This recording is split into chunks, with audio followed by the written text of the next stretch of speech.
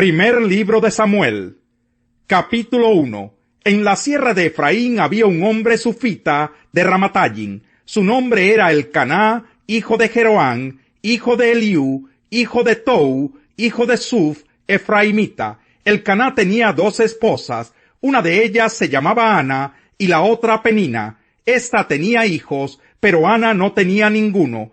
Cada año Elcaná salía de su pueblo para adorar al Señor Todopoderoso y ofrecerle sacrificios en Silo, donde Ofni y Finés, los 2 hijos de Elí, oficiaban como sacerdotes del Señor.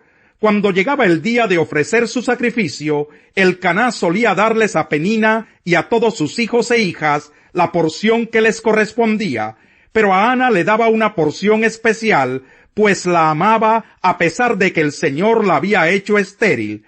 Penina, su rival, solía atormentarla para que se enojara, ya que el Señor la había hecho estéril. Cada año, cuando iban a la casa del Señor, sucedía lo mismo. Penina la atormentaba hasta que Ana se ponía a llorar y ni comer quería. Entonces Elcaná, su esposo, le decía: Ana, ¿por qué lloras? ¿Por qué no comes? ¿Por qué estás resentida? ¿Acaso no soy para ti mejor que 10 hijos?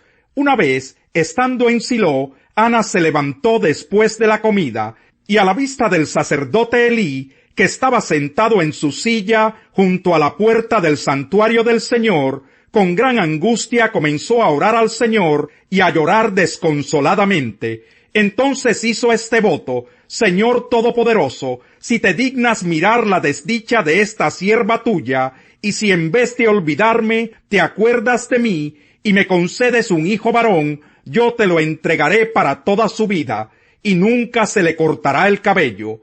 Como Ana estuvo orando largo rato ante el Señor, Elí se fijó en su boca. Sus labios se movían, pero debido a que Ana oraba en voz baja, no se podía oír su voz.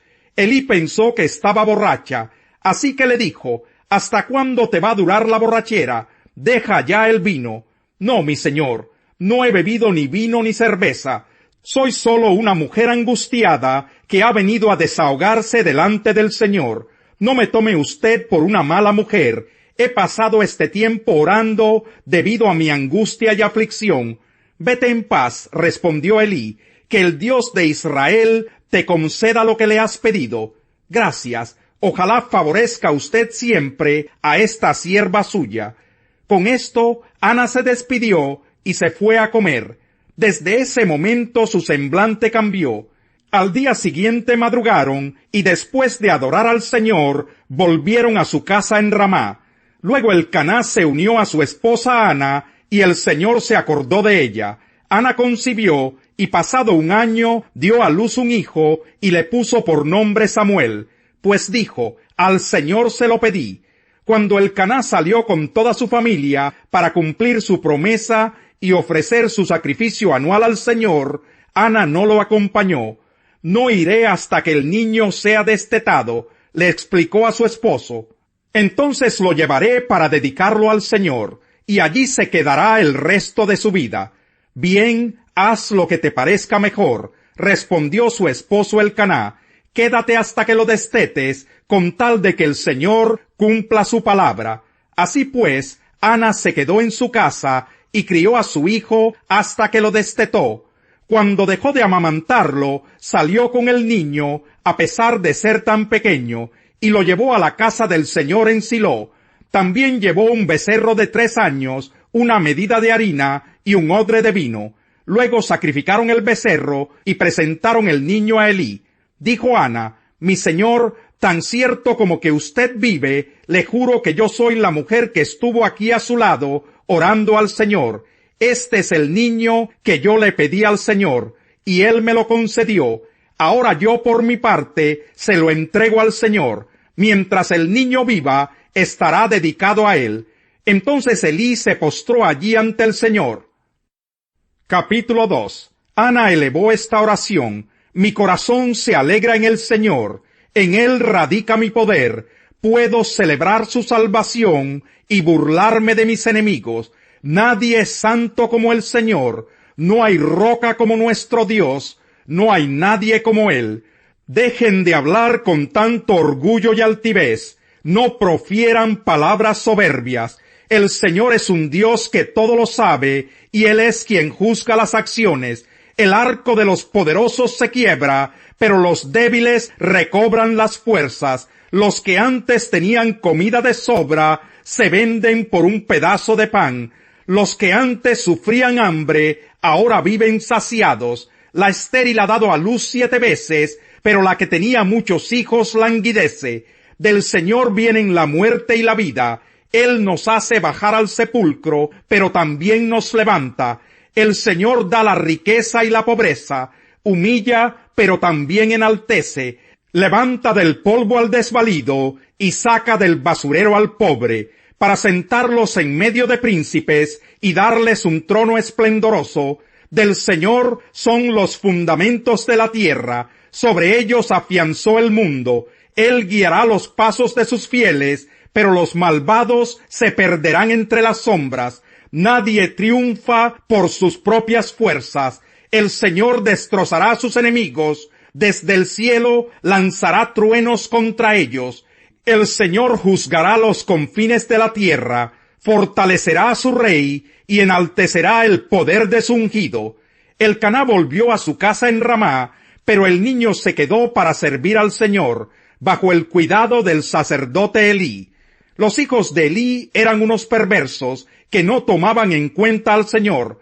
La costumbre de estos sacerdotes era la siguiente: cuando alguien ofrecía un sacrificio, el asistente del sacerdote se presentaba con un tenedor grande en la mano, y mientras se cocía la carne, metía el tenedor en la olla, en el caldero, en la cacerola o en la cazuela, y el sacerdote tomaba para sí mismo todo lo que se enganchaba en el tenedor.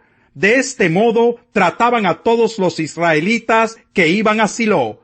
Además, antes de quemarse la grasa, solía llegar el ayudante del sacerdote para decirle al que estaba por ofrecer el sacrificio: dame carne para el asado del sacerdote, pues no te la va a aceptar cocida, sino cruda. Y si el hombre contestaba: espera a que se queme la grasa, como es debido, luego podrás tomar lo que desees, el asistente replicaba: no, dámela ahora mismo, de lo contrario te la quito por la fuerza. Así que el pecado de estos jóvenes era gravísimo a los ojos del Señor, pues trataban con desprecio las ofrendas que le pertenecían. El niño Samuel, por su parte, vestido con un efod de lino, seguía sirviendo en la presencia del Señor. Cada año su madre le hacía una pequeña túnica y se la llevaba cuando iba con su esposo para ofrecer su sacrificio anual. Elí entonces bendecía a Elcaná y a su esposa, diciendo: que el Señor te conceda hijos de esta mujer, a cambio del niño que ella pidió para dedicárselo al Señor. Luego regresaban a su casa. El Señor bendijo a Ana, de manera que ella concibió y dio a luz 3 hijos y 2 hijas. Durante ese tiempo, Samuel crecía en la presencia del Señor. Capítulo 5. Algún tiempo después se celebraba una fiesta de los judíos y subió Jesús a Jerusalén. Había allí junto a la puerta de las ovejas un estanque rodeado de 5 pórticos, cuyo nombre en arameo es Betzatá. En esos pórticos se hallaban tendidos muchos enfermos, ciegos, cojos y paralíticos. Entre ellos se encontraba un hombre inválido que llevaba enfermo 38 años. Cuando Jesús lo vio allí, tirado en el suelo, y se enteró de que ya tenía mucho tiempo de estar así, le preguntó: ¿Quieres quedar sano? Señor, respondió, no tengo a nadie que me meta en el estanque mientras se agita el agua, y cuando trato de hacerlo, otro se mete antes. Levántate, recoge tu camilla y anda, le contestó Jesús. Al instante, aquel hombre quedó sano. Así que tomó su camilla y echó a andar. Pero ese día era sábado. Por eso los judíos le dijeron al que había sido sanado: hoy es sábado, no te está permitido cargar tu camilla. El que me sanó me dijo: recoge tu camilla y anda. Les respondió. ¿Quién es ese hombre que te dijo: recógela y anda? Le interpelaron. El que había sido sanado no tenía idea de quién era, porque Jesús se había escabullido entre la mucha gente que había en el lugar. Después de esto Jesús lo encontró en el templo y le dijo: «Mira, ya has quedado sano. No vuelvas a pecar, no sea que te ocurra algo peor». El hombre se fue e informó a los judíos que Jesús era quien lo había sanado. Precisamente por esto los judíos perseguían a Jesús, pues hacía tales cosas en sábado. Pero Jesús les respondía: «Mi Padre aún hoy está trabajando, y yo también trabajo». Así que los judíos redoblaban sus esfuerzos para matarlo, pues no sólo quebrantaba el sábado, sino que incluso llamaba a Dios su propio Padre, con lo que él mismo se hacía igual a Dios. Entonces Jesús afirmó: «Ciertamente les aseguro que el Hijo no puede hacer nada por su propia cuenta, sino solamente lo que ve que su Padre hace. Porque cualquier cosa que hace el Padre, la hace también el Hijo, pues el Padre ama al Hijo y le muestra todo lo que hace. Sí, y aún cosas más grandes que éstas le mostrará, que los dejará a ustedes asombrados. Porque así como el Padre resucita a los muertos y les da vida, así también el Hijo da vida a quienes a él le place. Además, el Padre no juzga a nadie, sino que todo juicio lo ha delegado en el Hijo, para que todos honren al Hijo como lo honran a él. El que se niega a honrar al Hijo, no honra al Padre que lo envió. Sacó a los israelitas cargados de oro y plata, y no hubo entre sus tribus nadie que tropezara. Los egipcios se alegraron de su partida, pues el miedo a los israelitas los dominaba. El Señor les dio sombra con una nube, y con fuego los alumbró de noche. Pidió el pueblo comida, y les envió codornices. Los sació con pan del cielo. Abrió la roca, y brotó agua que corrió por el desierto como un río. Ciertamente Dios se acordó de su santa promesa, la que hizo a su siervo Abraham. Sacó a su pueblo, a sus escogidos, en medio de gran alegría y de gritos jubilosos. Les entregó las tierras que poseían las naciones, heredaron el fruto del trabajo de otros pueblos, para que ellos observaran sus preceptos y pusieran en práctica sus leyes. Aleluya, alabado sea el Señor. Gloria del Rey es gobernar a muchos. Un príncipe sin súbditos está arruinado. El que es paciente muestra gran discernimiento. El que es agresivo muestra mucha insensatez.